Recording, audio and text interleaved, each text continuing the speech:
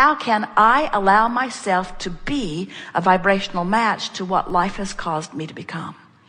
That's what it's all about. Closing the gap, managing the gap, blessing the emotion that lets me know my vibrational relationship between me and me. And when you think about it, this isn't different than any guidance system, is it? Jerry and Esther have several different kinds and different vehicles, but the navigational systems are all based on the same premise. The satellites in the sky and the systems in the vehicles pinpoint where they are.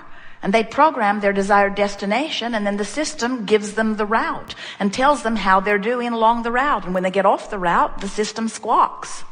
Please return to the highlighted route. When possible, make a legal U-turn. In other words, lots of constant information. They can't get off the highlighted route very far at all before all kinds of bells and whistles go off and the screen starts doing different things.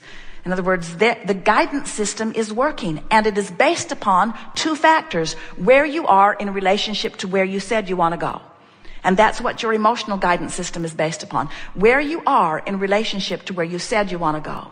So it just comes down to one thing and one thing only. If you would set an intention, nothing is more important than I feel good today. No matter where I'm going and no matter what I'm doing and no matter who I'm doing it with, it is my dominant intention to look for things that feel good when I see them. If that were the only intention that you held, you would be keenly alert to your guidance system, and you would be moving toward or in your vortex consistently. That vortex is calling you in a powerful way because it is the most powerful point of attraction that you have. It existed before you were born, and you've added to it ever since. The well-being of that vortex is calling you and calling you and calling you and calling you. It's your life purpose. It's your feeling of fulfillment. It's who you are. It's what you're about. And when you allow yourself, by letting go of those oars, we tease you. It's like you go to the edge of the river and you get in your boat and you deliberately, human beings that you are, point it upstream and paddle really, really hard. And we say, why not turn and go with the flow? And you say, oh, that's just lazy. And we say, but the stream is very powerful and very determined, and there are so many resources in it. Why use your energy to buck the current? Why not let the current carry you in the direction of that which you really are? And that's really the point that we're wanting to make with you. If you will chill out, if you will care more about how you feel than any other thing, if you will tend to your emotions first and then let the stream carry you, so that your action then, oh, how much fun it is to apply your action when you're moving with the flow. Because when you're moving with the flow and you apply action, every action is meaningful. Every action gets big results. You begin to feel invincible. You begin to feel capable. You begin to feel accomplished. You begin to feel successful. When you go with the flow and apply your action, it's blissful.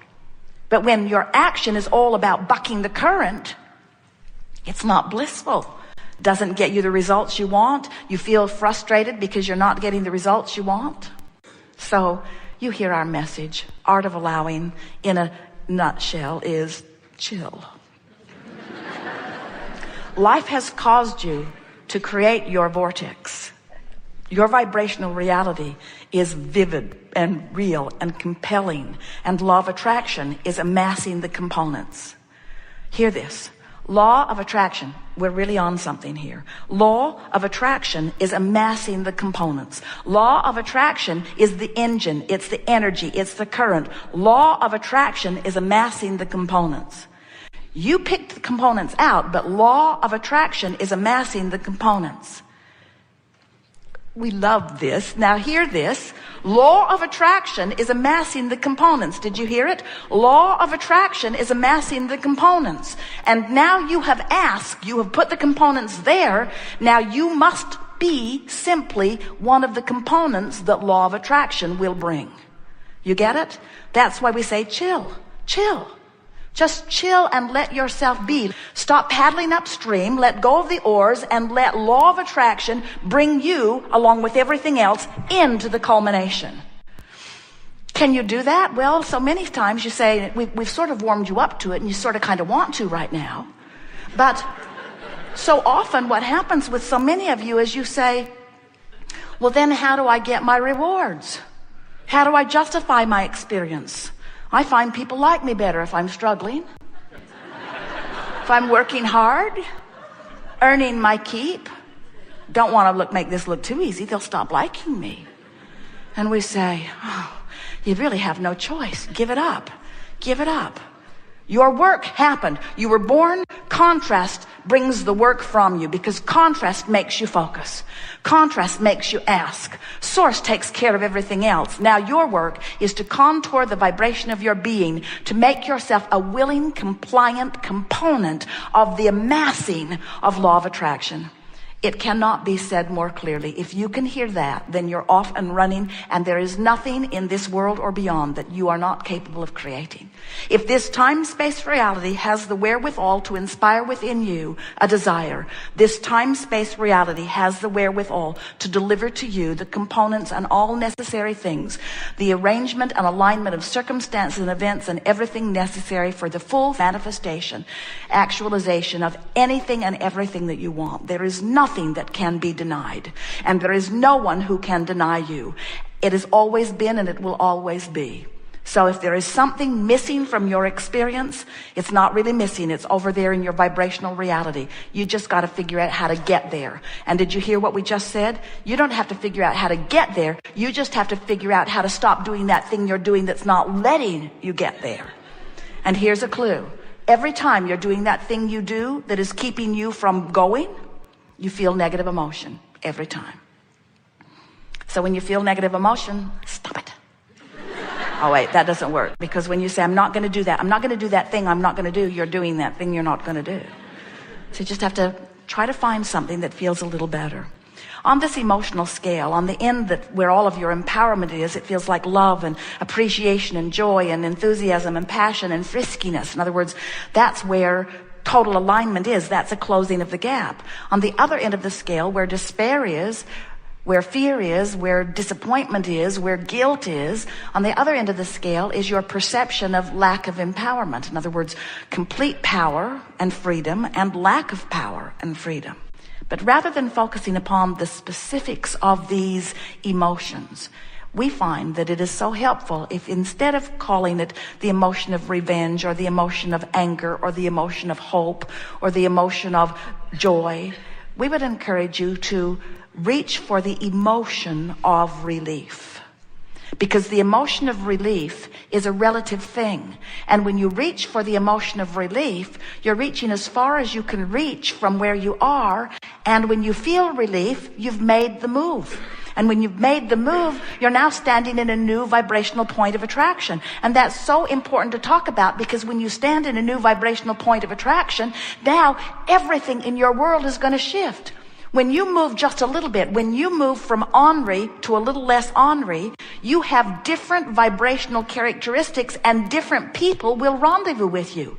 Do you know that when you hang out in a certain vibration along the scale, everything in your life is reflected by that vibration?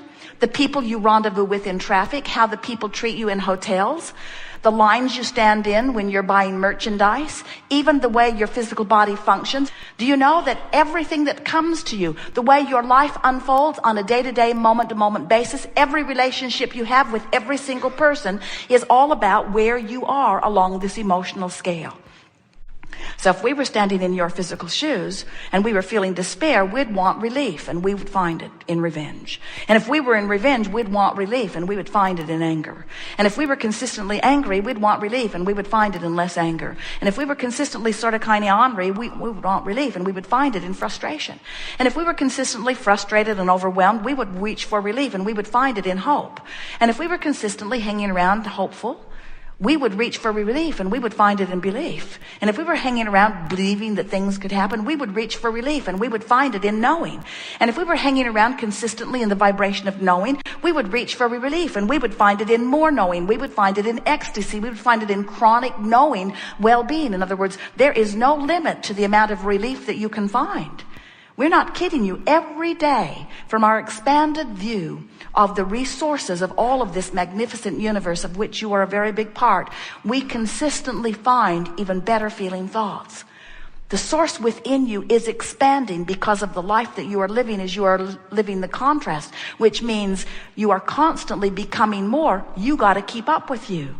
That's why you can't compare the life that you're living with the life that anybody else is living, because it's irrelevant. Have you ever met happy people that as you looked at the way they were living, you thought you have no business being happy? You shouldn't be happy. Look at your wife.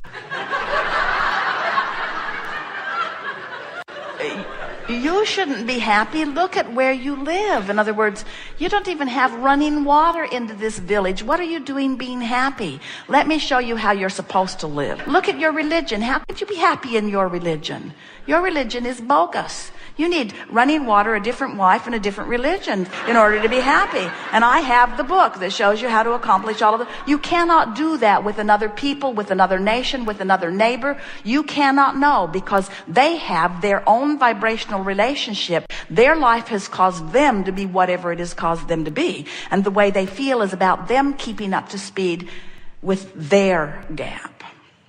Which brings us to the last thing that we want to say before we open this to the magnificence of your questions, and that is, this is the most important component of understanding the art of allowing. We'll be brief and loving. Mind your own business.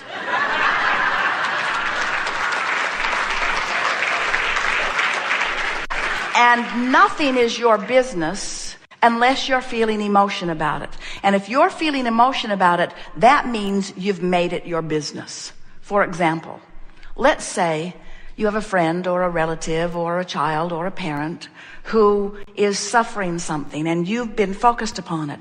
Do you know that you cannot observe anything without putting your improved version of it in your vibrational reality? So now you've put your failing son in your vibrational reality. You know what you don't want, you know what you do want. So the new and improved version of this person is now in your vibrational reality. You have become something more and something different because of this relationship. Now your obligation is to give your undivided attention to the new version. And when you do, you'll feel wonderful and you'll be an uplifter for that person. But if you instead say, hey, I created a new and improved version of you and you're not living up to it. You need to change, and you need to change fast, because when I look at you, I feel bad. And since you live with me, I have to keep looking at you. So either get out or improve, because I don't like feeling bad. And we say, now you're not minding your own business. Your business is over here. Your business is in your vibrational reality. They were an inspiration to what you made your business. But when you say to anyone, you need to change some condition of what you're living so that I can feel better, that's a very conditional love that will hold you in